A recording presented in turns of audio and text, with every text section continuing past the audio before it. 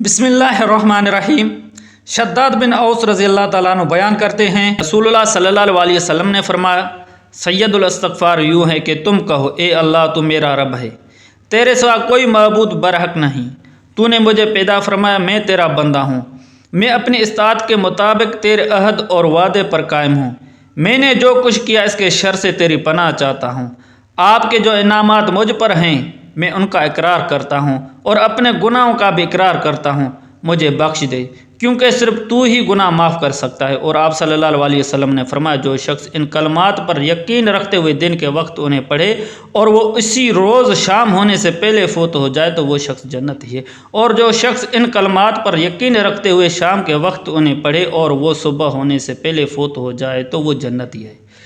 دوسری حدیث مبارکہ میں ہے،